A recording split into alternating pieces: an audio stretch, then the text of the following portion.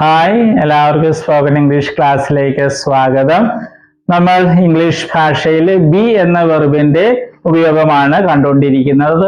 B എന്ന വെർബിന്റെ രൂപങ്ങള് നമ്മൾ സാന്നിധ്യത്തെ കാണിക്കാൻ വേണ്ടി, പ്രസൻസ് കാണിക്കാൻ വേണ്ടി ഉപയോഗിക്കും. അതാണ് കണ്ടുകൊണ്ടിരിക്കുന്നത്. പ്രസന്റ് ഫോമില് 3 വാക്കുകളുണ്ട് എന്ന് നമ്മൾ കണ്ടു. ആം, ഈസ്, ആർ. ഈ 3 വാക്കുകളുടെ അർത്ഥം ഉണ്ട് എന്ന് തന്നെയാണ്. നമ്മൾ ആർ എന്ന വാക്കിന്റെ ഉപയോഗമാണ് കണ്ടുകൊണ്ടിരിക്കുന്നത്. ആർ എന്ന വാക്കിന്റെ അർത്ഥം ഉണ്ടെന്ന് തന്നെയാണ്. അത് പ്ലൂറലിന് വേണ്ടി ഉപയോഗിക്കുകയാണ്. നമ്മൾ 2 വാചകങ്ങൾ കണ്ടു. വി ആർ ഹിയർ, ഞങ്ങൾ ഇവിടെയുണ്ട്, ഞങ്ങൾ ഇവിടെയുണ്ട്. അതിന്റെ ചോദ്യം ഈ ആറ് കൊണ്ടൊന്ന് മുന്നിലിട്ടാൽ മതി. Are we here, are we here, ഞങ്ങൾ ഇവിടെയുണ്ടോ അല്ലെങ്കിൽ നമ്മൾ ഇവിടെയുണ്ടോ. ഇന്ന് നെഗറ്റീവ് ആണ് നമ്മൾ കാണുന്നത്. നെഗറ്റീവ് ഉണ്ടാക്കാൻ വളരെ എളുപ്പമാണ്. ആറിന് ശേഷം നോട്ട് എന്ന് വെച്ചാൽ മതി. അപ്പൊ അതിന്റെ ഷോർട്ട് ഫോം ഉണ്ട്. ഇത് ആറിന്റെ എന്നല്ല ഉച്ചരിക്കുന്നത്, ആണ്ട് എന്നാണ് ഉച്ചരിക്കുന്നത്. ആറ് സൈലന്റ് അല്ലെങ്കിൽ ആർ നോട്ട് എന്ന് പറയാം. രണ്ടും ഉപയോഗിക്കും സ്പോക്കൺ ഇംഗ്ലീഷിൽ. വി ആണ്ട് ഹിയർ, വി ആണ്ട് ഹിയർ, ഞങ്ങൾ അല്ലെങ്കിൽ നമ്മൾ ഇവിടെ ഇല്ല. വി ആൺ here or we are not here, we are not here, രണ്ടും പറയാം. അത് നമ്മുടെ ഇഷ്ടം അനുസരിച്ച് പറയാം. അപ്പോ നമുക്ക് തുടങ്ങാം. വി ആൺ ഹിയർ, ഞങ്ങൾ അല്ലെങ്കിൽ നമ്മൾ ഇവിടെ ഇല്ല. വി ആൺ ദർ, ഞങ്ങൾ അവിടെ ഇല്ല. Or we are not there, ഞങ്ങൾ അവിടെ ഇല്ല. We are not in the class room, ഞങ്ങൾ ക്ലാസ് റൂമിൽ ഇല്ല. We are not in the house, we are not in the house, ഞങ്ങൾ വീട്ടിലില്ല. യു, നീ, നിങ്ങൾ, താങ്കൾ, അങ്ങ്, എല്ലാത്തിനും യു തന്നെയാണ്, എപ്പോഴും പ്ലൂറലാ you. You are not here or you ആൺ ഹിയർ, നീ ഇവിടെ ഇല്ല. യു ആർ നോട്ട് ദർ, നീ അവിടെ ഇല്ല. You are not in the class room, നീ ക്ലാസ് റൂമിൽ ഇല്ല. You are not in the house, നീ വീട്ടിലില്ല. ദേ, അവർ അല്ലെങ്കിൽ ഇവർ. They are not here or they aren't here, അവർ ഇവിടെ ഇല്ല. ദേ ആർ നോട്ട് ദർ, അവർ അവിടെ ഇല്ല. They are not in the class room, അവർ ക്ലാസ് റൂമിൽ ഇല്ല. They are not in the house, അവർ വീട്ടിലില്ല. മൈ ടീച്ചേഴ്സ്, ടീച്ചേഴ്സ് പ്ലൂറലാണ്, അതുകൊണ്ടാണ് ആർ വയ്ക്കുന്നതെന്ന് നമ്മൾ നേരത്തെ കണ്ടു. My teachers are not here, my teachers aren't here, എന്റെ അധ്യാപകർ ഇവിടെ ഇല്ല. My teachers are not there, എന്റെ അധ്യാപകര് അവിടെ ഇല്ല. My teachers are not in the class room, my teachers are not in the class room, എന്റെ അധ്യാപകര് ക്ലാസ് റൂമിൽ ഇല്ല. My teachers are not in the house, എന്റെ അധ്യാപകര് വീട്ടിലില്ല. ഈ മൈ ബ്രദേഴ്സ് പ്ലൂറലാണ്. ബ്രദേഴ്സ് ഒന്നിൽ കൂടുതലുണ്ട്, അതുകൊണ്ടാണ് ആർ നോട്ട് വയ്ക്കുന്നത്. Your brothers aren't here, your brothers are not here, നിന്റെ ബ്രദേഴ്സ് ഇവിടെ ഇല്ല. Your brothers are not there, നിന്റെ ബ്രദേഴ്സ് അവിടെ ഇല്ല. Your brothers are not in the class room, നിന്റെ ബ്രദേഴ്സ് ക്ലാസ് റൂമിൽ ഇല്ല. Your brothers are not in the house, നിന്റെ ബ്രദേഴ്സ് വീട്ടിലില്ല. ഇനി ഇവ വെച്ച് നമുക്ക് പ്രാക്ടീസ് ചെയ്യാം. We are not with me, അങ്ങനെ പറയുമോ? We are not with me, ഞങ്ങൾ എന്റെ ഒപ്പം ഇല്ല, നമ്മൾ അങ്ങനെ പറയില്ല. അപ്പൊ വാചകം ഉണ്ടാക്കുമ്പോ അർത്ഥമില്ലെങ്കിൽ അത് ഉപേക്ഷിച്ച്.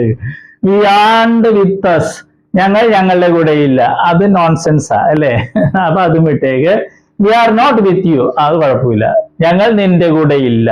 V are not with you, we ആൺ വിത്ത് യു, ഞങ്ങൾ നിന്റെ ഒപ്പം ഇല്ല. തനിക്ക് പോയാൽ മതി. We are not with you അല്ലേ?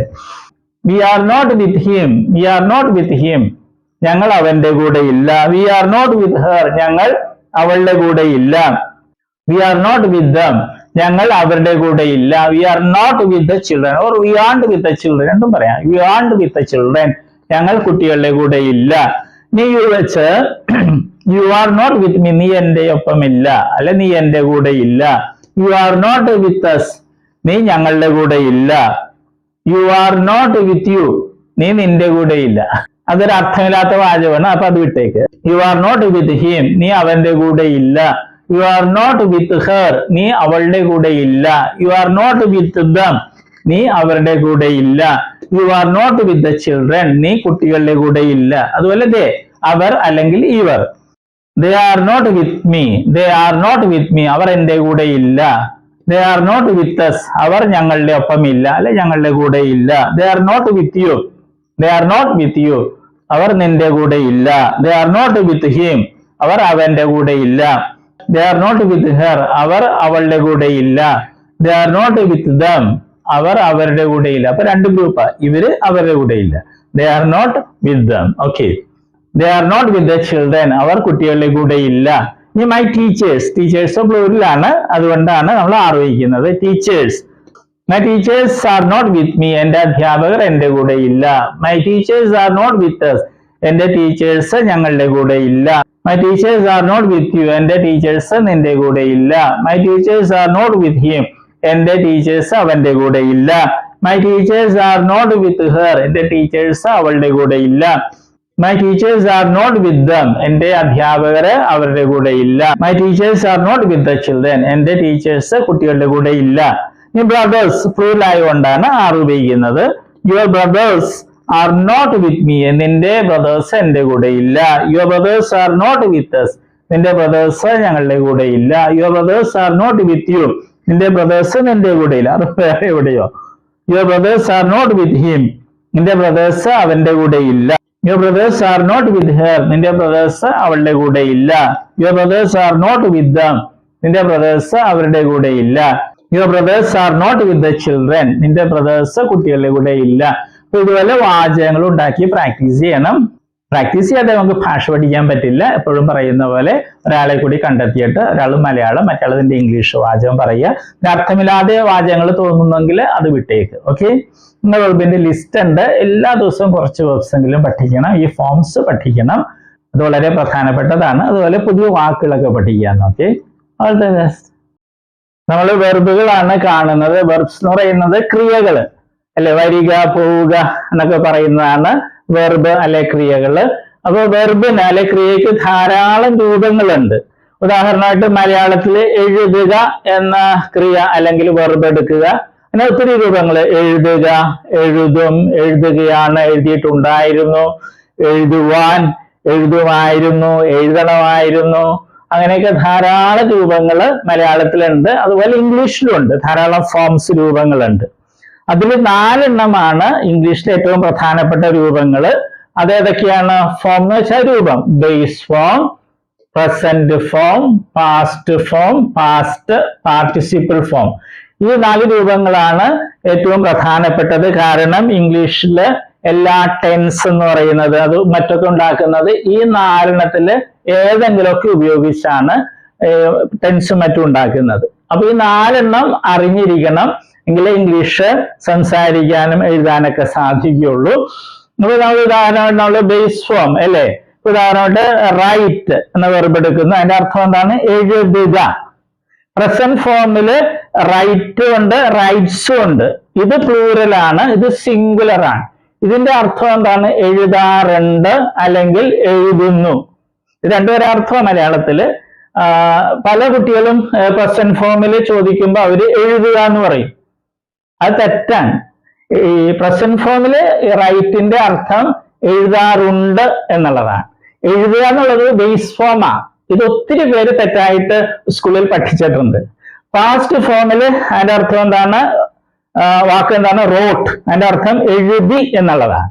പിന്നെ പാസ്റ്റ് പാർട്ടിസിപ്പിൾ ഫോം ഉണ്ട്, അതിന്റെ റൈറ്റിൻ്റെത് റിട്ടൺ എന്നുള്ളതാണ് ആ ഫോം. അതിന് പല അർത്ഥങ്ങളുണ്ട്, മാറി മാറി വരും. പിന്നെ ഒരു കാര്യം നമ്മൾ അറിഞ്ഞിരിക്കുക, ഈ ബേസ് ഫോമും പ്രസന്റ് ഫോം പ്ലൂറലും, ബേസ് ഫോമും പ്രസന്റ് ഫോം പ്ലൂറലും ഇംഗ്ലീഷ് ഭാഷയിലെ വെർബുകൾക്ക് ഒരെണ്ണത്തിനൊഴികെ, ബി എന്ന വെർബിനൊഴികെ ബാക്കി എല്ലാ വെർബുകൾക്കും ഒരേപോലെയാണ്. സ്പെല്ലിങ്ങും ഉച്ചാരണമൊക്കെ ഒരേപോലെ തന്നെയാണ്. ഏത്? ബേസ് ഫോമും പ്രസന്റ് ഫോം പ്ലൂറലും. അർത്ഥം വ്യത്യാസമുണ്ട്. ബേസ് ഫോമില് എഴുതുക എന്നുള്ളതാണ് റൈറ്റ് എന്ന് പറയുമ്പോൾ, പ്രസന്റ് ഫോമില് റൈറ്റ് എന്ന് പറയുമ്പോൾ എഴുതാറുണ്ട് എന്നുള്ളതാണ്. ഇംഗ്ലീഷ് ഭാഷയില് 1,70,70,000-ലധികം വെർബുകൾ, ക്രിയകളുണ്ട്. അപ്പൊ അതില് ഈ വെർബ് ഒഴിച്ച്, ബി എന്നൊരു വെർബ് ഉണ്ട് ഇംഗ്ലീഷില്, അത് ഒഴിച്ച് ബാക്കി എല്ലാ വെർബുകളുടെയും ബേസ് ഫോമും പ്രസന്റ് ഫോം പ്ലൂറലും ഒരേപോലെ, ഒരേ സ്പെല്ലിംഗ്, ഒരേ ഉച്ചാരണം. ഓക്കെ, അതുകൊണ്ട് നമ്മൾ ഇത് പ്രത്യേകിച്ച് പഠിക്കില്ല. നമ്മൾ ഇത് 3 പഠിക്കുന്നത്. അത് നമ്മൾ സ്കൂളിൽ പഠിച്ചിട്ടുണ്ട് അല്ലെ. Come, came, come, go, went, gone, അത് തന്നെ സാധനം. പിന്നെ നേരത്തെ ഒരു കാര്യവും കൂടി, ഇംഗ്ലീഷിൽ നേരത്തെ പറഞ്ഞു 1,70,70,000 വെർബ്സ് ഉണ്ട്. അതിൽ ഭൂരിഭാഗം വെർബുകളുടെയും ഈ പാസ്റ്റ് ഫോമും പാസ്റ്റ് പാർട്ടിസിപ്പിൾ ഫോമും ഉണ്ടാക്കുന്നത് ഈ പ്രസന്റ് ഫോമിന്റെ കൂടെ ഡി അല്ലെങ്കിൽ ഇ ഡി എന്ന് കൂട്ടിച്ചേർത്താണ്. ഒരിക്കൽ കൂടി പറയട്ടെ, ഇംഗ്ലീഷ് ഭാഷയിലെ ഒട്ടുമിക്ക വെർബുകളുടെയും പാസ്റ്റ് ഫോമും പാസ്റ്റ് പാർട്ടിസിപ്പിൾ ഫോമും ഉണ്ടാക്കുന്നത് ഡി അല്ലെങ്കിൽ ഇ ഡി എന്ന് പ്രസന്റ് ഫോമിന്റെ ഈ പ്ലൂറലിനോടുകൂടെ കൂട്ടിച്ചേർത്താണ്. അല്ലാതെ കുറെ വേർബ്സ് ഉണ്ട്. അപ്പൊ പക്ഷെ അതാണ് നമുക്ക് ഒത്തിരി ഉപയോഗിക്കുന്നത്. അതിലൊരു ഒരെണ്ണമാണ് ഇത്, റൈറ്റ്, റോട്ട്, റിട്ടൺ. ഇത് മൂന്ന് രീതിയാണ്. റൈറ്റ്, ഇത് വേറെ രീതി, റോട്ട്, ഇത് റിട്ടൺ. ഓക്കെ, അപ്പൊ നമ്മൾ ഇത് മൂന്നും പഠിക്കുള്ളൂ. നേരത്തെ പറഞ്ഞതുപോലെ ഇത് പ്രത്യേകിച്ച് പഠിക്കേണ്ട കാര്യമില്ല, ബേസ് അർത്ഥം അറിഞ്ഞിരുന്നാൽ മതി. ഓക്കെ, ഇപ്പൊ കമ്മിന്റെ അർത്ഥം എന്ന് പറഞ്ഞാൽ വരിക. ബേസ് ഫോമിൽ കം എന്ന് പറഞ്ഞാൽ വരിക എന്നായിരിക്കും. പ്രസന്റ് ഫോമിൽ വരാറുണ്ട് എന്നായിരിക്കും അർത്ഥം. ഉച്ചാരണവും സ്പെല്ലിങ്ങും ഒന്ന് തന്നെയായിരിക്കും. അപ്പൊ നമ്മളിത് മൂന്ന് സ്കൂളിൽ നമ്മൾ പഠിച്ചിട്ടുണ്ട്. അത് ശരിയായിട്ടൊന്ന് മനസ്സിലാക്കണമെന്നേ ഉള്ളൂ. നമ്മളൊരു 16 ലിസ്റ്റ് വെർബുകൾ ഉണ്ടാക്കിയിട്ടുണ്ട്. ഏറ്റവും കൂടുതൽ ഉപയോഗിക്കുന്ന വെർബ്സ് ആണ്. ഇടിയും ചേർത്തതും ഉണ്ട്, പിന്നെ ഈ പ്രത്യേകതയുള്ള വെർബ്സും ഉണ്ട്. അത് നമ്മൾ പഠിക്കണം. ഇന്ന് നമ്മൾ കാണുന്നത് വെർബുകളുടെ ലിസ്റ്റിലെ അവസാനത്തേതും ആയ 16ാമത്തെ ലിസ്റ്റാണ്. നമ്മൾ കണ്ടിട്ടുള്ളത് പോലെ വെർബിന്റെ ഫോംസില് 4 ഫോംസ് രൂപങ്ങളാണ് ഏറ്റവും പ്രധാനപ്പെട്ടത്. Base form, present form, past form, past participle form. ഇവ ഉപയോഗിച്ചാണ് ഇംഗ്ലീഷ് എല്ലാ ടെൻസുകളും മറ്റും ഉണ്ടാക്കുന്നത്. അതുകൊണ്ട് ഇവ അറിയാതെ നമുക്ക് ഇംഗ്ലീഷ് സംസാരിക്കാനോ എഴുതാനോ സാധിക്കുകയില്ല. അതുകൊണ്ട് ഇവ പഠിക്കണം നിർബന്ധമായിട്ടും. മറ്റൊന്നുള്ളത്, ഇംഗ്ലീഷിലെ ബേസ് ഫോമും പ്രസന്റ് ഫോം പ്ലൂറലും ഒരേപോലെയാണ്. ഉച്ചാരണത്തിലും സ്പെല്ലിങ്ങിലും അർത്ഥം വ്യത്യാസമുണ്ട്. അതുകൊണ്ട് നമ്മൾ ബേസ് ഫോം പ്രത്യേകിച്ച് പഠിക്കില്ല. നമ്മൾ പ്രസന്റ് ഫോമും പാസ്റ്റ് ഫോമും പാസ്റ്റ് പാർട്ടിസിപ്പിൾ ഫോമുമാണ് പഠിക്കുക. പിന്നെ പ്രസന്റ് ഫോമിന് പ്ലൂറലും ഉണ്ട്, സിംഗുലറും ഉണ്ട്. ആദ്യം കൊടുത്തിട്ടുള്ളത് പ്ലൂറലാണ്. എസ് അല്ലെങ്കിൽ എസ് ഒക്കെ ഉള്ളതാണ് സിംഗുലർ. അർത്ഥം ഒന്ന് തന്നെയാണ്. തുടങ്ങാം. Drink, drank, drunk, sing, sang, sung, swim, swam, swum, ring, rang, rung, sing, sang, sung, shrink, shrank, shrunk, swing, sprang, sprang. ഈ വെർബുകളുടെ പ്രത്യേകത എന്താണ്? ഇത് മൂന്ന് രീതിയിലാണ്. പ്രസന്റ് ഫോമും പാസ്റ്റ് ഫോമും പാസ്റ്റ് പാർട്ടിസിപ്പിൾ ഫോമും വെവ്വേറെ രീതിയിലാണ് സ്പെല്ലിങ്ങും ഉച്ചാരണം ഒക്കെ. അത് പ്രത്യേകം ശ്രദ്ധിക്കണം, പഠിക്കണം. ഒത്തിരി ഉപയോഗിക്കുന്നതാണെന്ന് ഓർക്കുക. ഇനിയുള്ള വെർബുകളൊക്കെ പ്രസന്റ് ഫോം പ്ലൂറലിന്റെ കൂടെ ഡി എന്നോ ഇ ഡി എന്നോ കൂട്ടിച്ചേർത്താണ് പാസ്റ്റ് ഫോമും പാസ്റ്റ് പാർട്ടിസിപ്പിൾ ഫോമും ഉണ്ടാക്കുന്നത്. അപ്പൊ നമുക്ക് അവ കാണാം. Bank, banked, banked, complete, completed, completed, comb, combed, combed, close, closed, closed, crush, crushed, crushed, curl, curled, curled, fold, folded, folded, itch, itched, itched, need, needed, needed, object, objected, objected, obtain, obtained, obtained, order, ordered, ordered, peck, pecked, pecked, perform, performed, performed, permit, permitted, permitted, please, pleased, pleased, possess, possessed, possessed, pour, poured, poured, provide, provided, provided, release, released, released, rely, relied, relied, surround, surrounded, surrounded. ഈ വെർബുകളൊക്കെ English ഏറ്റവും കൂടുതൽ ഉപയോഗിക്കുന്ന വെർബുകളാണ്. അതുകൊണ്ട് ഇവ നിർബന്ധമായിട്ടും നമ്മൾ പഠിക്കുക, അർത്ഥമൊക്കെ പഠിക്കണം. ചില വെർബുകളിൽ നമ്മൾ കാണുന്ന പോലെ സിംഗുലർ ഉണ്ടാക്കുമ്പോൾ IS എന്നൊക്കെ ചേർത്തിട്ടുണ്ടാകാം. അല്ലെ പാസ്റ്റിലും പാസ്റ്റ് പാർട്ടിസിപ്പിളിലൊക്കെ ചിലപ്പോൾ ഡബിൾ അല്ലെ ചില ലെറ്റേഴ്സ് അക്ഷരങ്ങൾ ഇരട്ടിച്ചിട്ടുണ്ടാകും. അത് പ്രത്യേകം ശ്രദ്ധിക്കുക. കറക്റ്റായിട്ട് എഴുതാൻ സഹായിക്കും. ചിലപ്പോൾ പ്രിന്റിംഗ് മിസ്റ്റേക്ക് വന്നിട്ടുണ്ടെന്ന് തോന്നണം. അത് പ്രത്യേകം ശ്രദ്ധിക്കണേ. ഇപ്പം നിർബന്ധമായിട്ടും നമ്മൾ പഠിക്കണം. All the best.